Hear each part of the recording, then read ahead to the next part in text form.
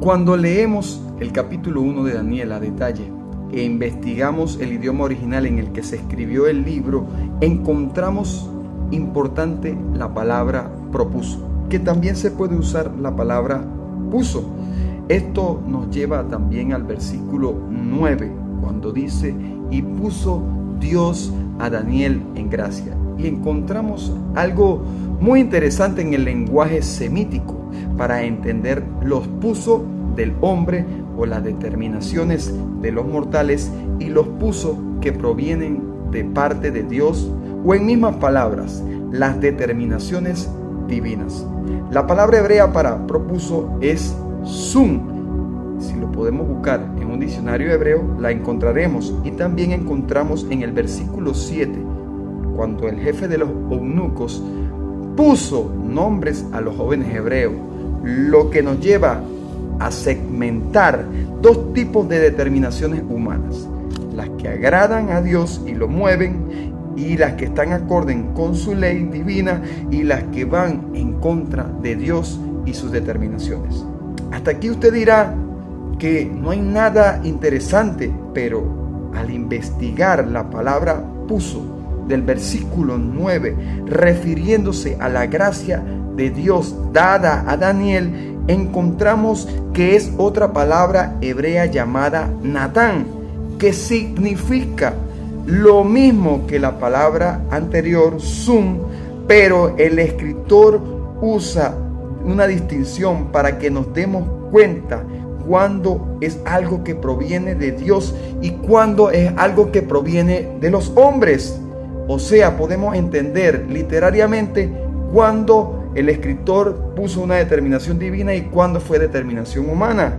En el versículo 2 dice: y el Señor entregó en sus manos a Joacim, y allí la palabra entregó es Natán, diciéndonos que fue Dios por su determinación que puso a Joacim, rey de Judá, en manos del rey de Babilonia, Nabucodonosor.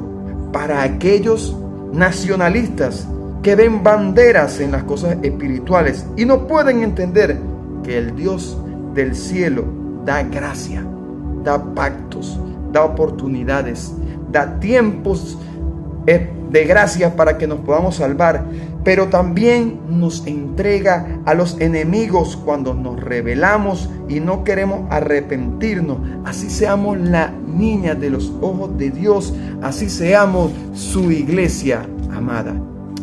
Pero también encontramos otros pusos de Dios evidentes que las personas pasan por alto y no disciernen cuáles son las determinaciones divinas reflejadas en los asuntos de los hombres.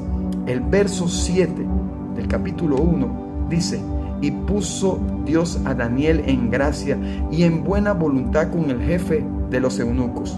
Y este puso es Natán, quiere decir que fue Dios, no los hombres, no la cara bonita de Daniel. Y esta gracia no es sensual, esta gracia no es por un interés de poder o monetario como muchas veces la vemos. Esta gracia viene de parte de Dios, y en las situaciones más difíciles que nuestra lógica se funde, pues es Dios actuando en los conflictos espirituales para que entendamos las acciones de Dios en medio de este caos humanístico que vivimos hoy. También lo hizo en los tiempos de Daniel.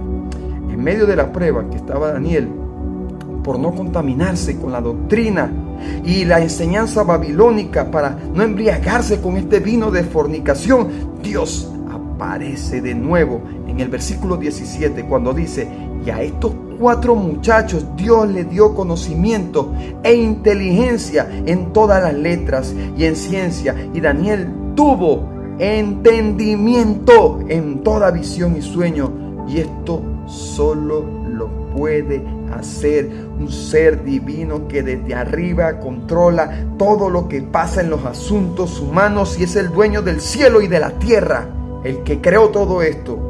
Si entiendes esto, tu discernimiento espiritual despertará. Si entiendes esto, se abrirá todo tu mente y podrá la luz de Dios penetrar en ti, para que comprendas las determinaciones de Dios, que al parecer muchas veces son negativas, como la fue la entrega del rey Joacim en manos enemigas. Pero saber que Dios está en control de todo eso, está en control de la historia, esto te ayudará a comprender cuándo son determinaciones también humanas en contra de la ley de Dios, y cuáles son las que los propuso, o cuáles son las determinaciones humanas que hacen que Dios también meta su mano y determine librarte en situaciones al parecer contrarias. Dios te bendiga.